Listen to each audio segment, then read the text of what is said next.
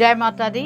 हम सभी को पता है कि 19 जून को गुप्त नवरात्रे आ रहे हैं। माँ की विशेष कृपा के दिन आ रहे हैं। हमारी जो भी मनोकामनाएं हैं वो हम इन नवरात्रों में पूर्ण कर सकते हैं, बशर्ते श्रद्धा से उनकी हमने पूजा करनी है, उनका पाठ करना है, उनका आह्वान करना है। क्योंकि अगर हमारे अंदर श्रद्धा नहीं है तो हम उस चीज को प्राप्त नहीं कर सकते जो हमें चाहिए। हमारी कोई भी मनोकामना है, हमें मनोकामना का तो पता है कि हमारी ये मनोकामना पूर्ण होनी चाहिए, पर कहीं ना कहीं हम ये है कि बस हमने ये मंत्र जाप करना है और हमारी मनोकामना पूर्ण हो जाएगी, तो वो एक स्वार्थ है। हमने स्वार्थ के साथ पाठ पूजा नहीं करना होता, निस्वार्थ होके करके देखो, आप देखना आपको क्या क्या मिलता है। देखो, भगवान है, परमात्मा है, माँ जगदम्बा है, उनका अगर उनकी भक्ति हम करते हैं, उनसे हम कहते हैं कि हमें ये चीज दे दो, पता नहीं उन्होंने आपको क्या क्या देने हैं। आपने सिर्फ बात करनी है कि हे माँ, मैं बड़ा परेशान हूँ, मेरी ये इच्छा है पर ये मेरी इच्छा पूरी नहीं हो रही, मैं आपका पाठ कर रहा हूँ, मेरी ये इच्छा तो पूरी हो, बाकी आपको पता है आपने क्या क्या मुझे देना है, और मैं निस्वार्थ होके आपके आगे अपने आप को समर्पण करके मैं पाठ कर रहा हूँ या जोत कर जो भी आप कर रहे हो, तो इस पर मेरी ऊपर आपकी विशेष कृपा होनी चाहिए। क्योंकि आप माँ हैं, मैं एक ऐसा पुत्र हूँ, ऐसी पुत्री हूँ जो आपके कभी मैं मुकाबला किसी का भी नहीं कर सकता, क्योंकि माता कभी कुमाता नहीं होती, पुत्र कपुत्र हो जाता है।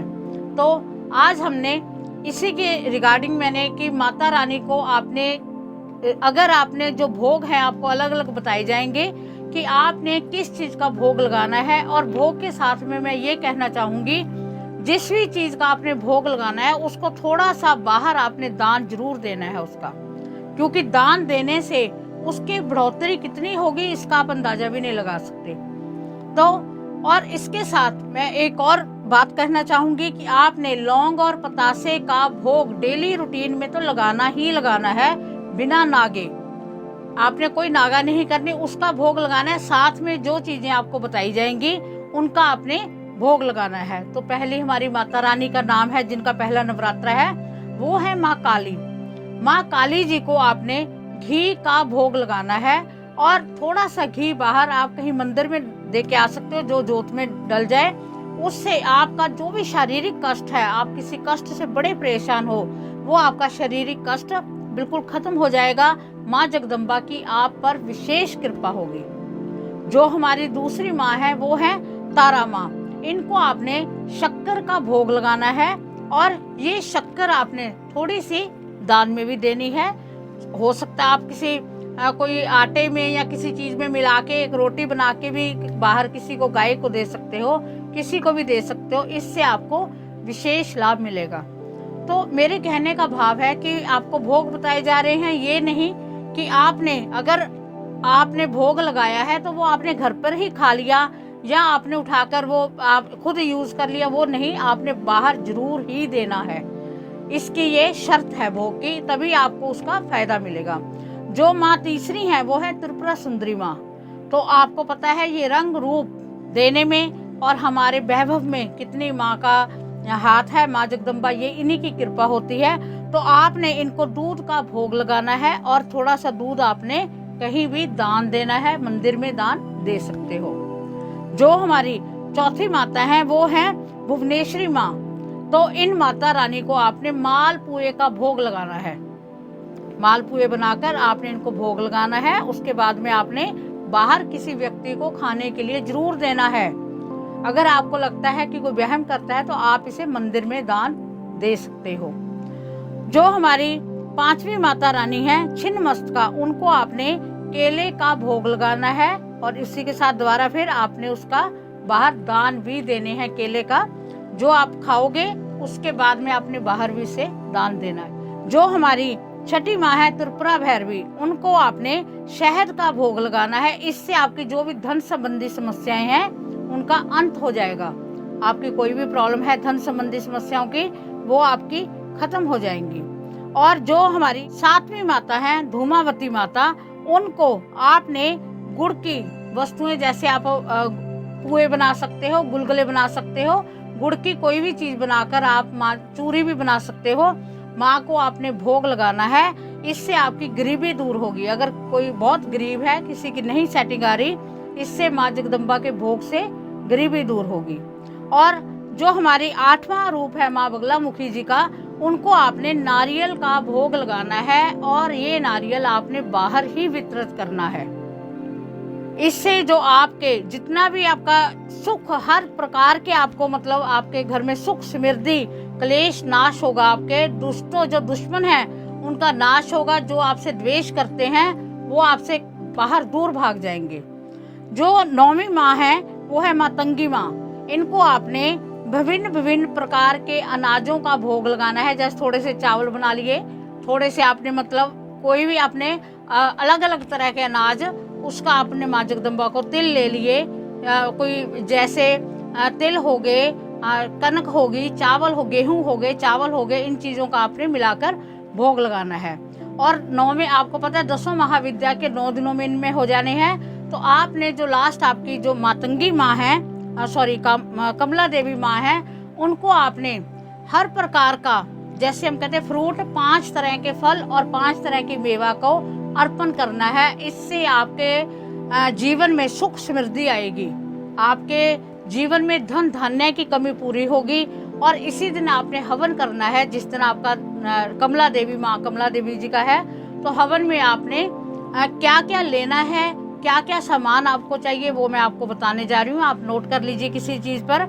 आपने हवन कुंड तो आपके पास होगा ही होगा। लौंग का जोड़ा, टोपी वाले लौंग होते हैं जो कवर होते हैं ऊपर से, उसका आपको जोड़ा चाहिए।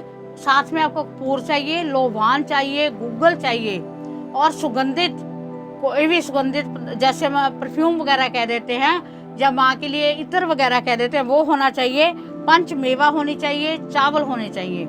तो इससे आपने लास्ट में हवन करना है। हवन कैसे करना है उसकी विधि मैं आपको नेक्स्ट वीडियो में बताऊंगी। और आपको लाइव हम भी हवन करेंगे, आपको लाइव लेंगे। आप लाइव होना, आपकी आहुतियाँ यहीं चढ़ जाएंगी। अगर आप हवन करने में सक्षम नहीं हो तो आप सीधा लाइव आप हमारे साथ आहुतियाँ चढ़ा सकते हो विदाउट कॉस्ट। कोई इसका पैसा नहीं लगेगा, कोई आपसे दक्षिणा नहीं मांगी जाएगी। आपने सिर्फ शामिल होना है और अपना नाम और अपने गोत्र लिखकर हमें सेंड करना है। आपकी लाइव ही आहुतियाँ चढ़ेंगी। तो इसके बाद मैं आपको माता रानी का मंत्र के बारे में बात करना चाहूँगी कि देखो, अगर हम एक मैं मंत्र बता रही हूँ जो कि 20 मंत्र है माँ का, ओम ऐम ह्रीम क्लीम चामुंडा विच्चय। अगर आप इस मंत्र का जाप करते हो, पहले ही करते हो, तो आप इस मंत्र को कंटिन्यू करते रहिए। ये मंत्र आपका सिद्ध हो जाएगा इन दिनों में। तो हमने जो हवन करना है उस हवन में हम इसी की आहुतियाँ डाल देंगे।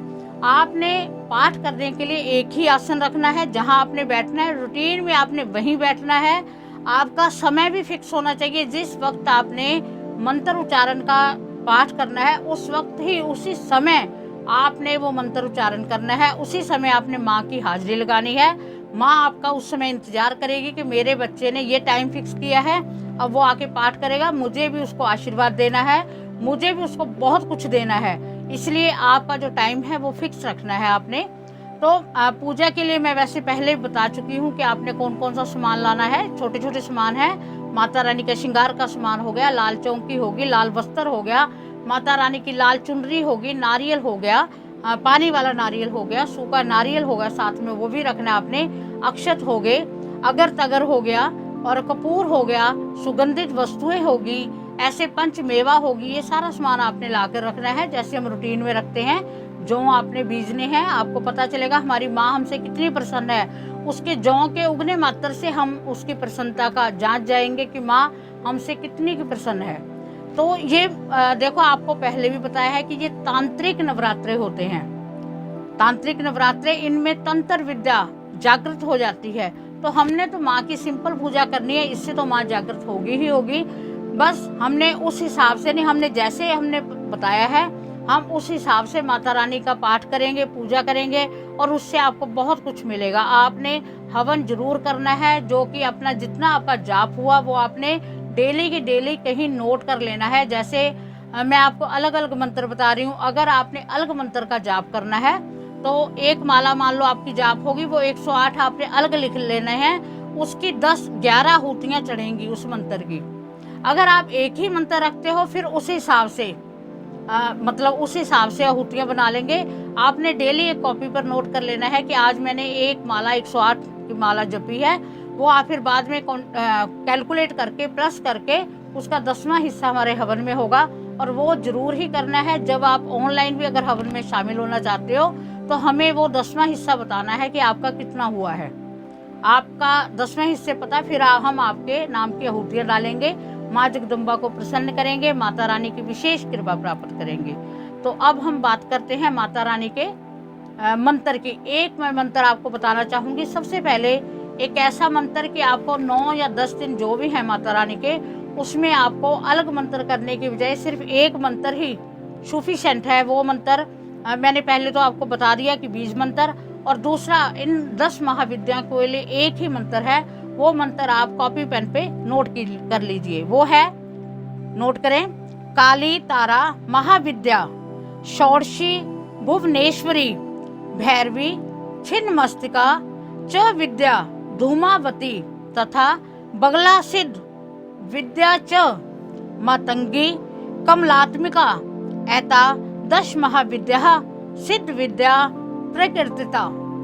इस मंत्र को आप नोट कर लीजिए। अगर आप डेली इस मंत्र को जाप करते हो, ये सारी की सारी 10 महाविद्याओं का एक ही मंत्र है। आप इसको भी करके अपनी जो भी आपकी मनो इच्छा है वो अवश्य ही पूरी होगी। उससे पहले आपने संकल्प लेना है कि माँ, मैं इतना सक्षम नहीं हूँ, मैं बहुत ज़्यादा कोई ज्ञानी ध्यानी नहीं हूँ, मुझे कोई पाठ करना नहीं आता, मुझे कोई पूजा नहीं आती, मुझे कोई विधि नहीं आती।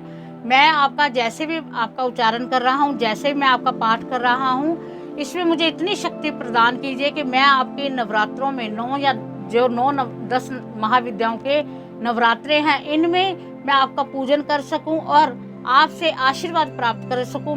मुझे सिर्फ आपका आशीर्वाद चाहिए। आप देखना, जब माँ सिर पर हाथ धरती है तो वो सभी आशीर्वाद ऐसे दे देती है कि मेरे बच्चों को सभी खुशियाँ मिले। हम जब पैरी हाथ अपनी माँ के पैरों में को छूते हैं तो हमें कितने एक साथ कितने आशीर्वाद मिलते हैं। तो ऐसे ही माँ आपको आशीर्वाद देने वाली है। अब आपने अगर अलग अलग मंत्र करने हैं तो उसके लिए मैं आपको बता रही हूँ, आप प्लीज नोट करिए। पहली माँ है काली माँ, उनका मंत्र है क्रीम हरीम क्लीम हरीम क्लीम स्वाहा। दोबारा रिपीट करती हूँ, काली माँ का मंत्र क्रीम हरीम क्लीम हरीम क्लीम स्वाहा। दूसरी माँ है तारा माँ, उनका मंत्र है ओम हरीम अस्त्रीम हुम फट। ओम हरीम अस्त्रीम हुम फट। तीसरी माँ है त्रिपुर सुंदरी, इनका मंत्र है ओम ऐम हरीम श्रीम त्रिपुर सुंदरी नमः। ओम ऐम हरीम श्रीम त्रिपुर सुंदरी नमः। चौथी माँ है भुवनेश्वरी माँ, उनका मंत्र है हरीम भुवनेश्वरी हरीम नमः। हरीम भुवनेश्वरी हरीम नमः।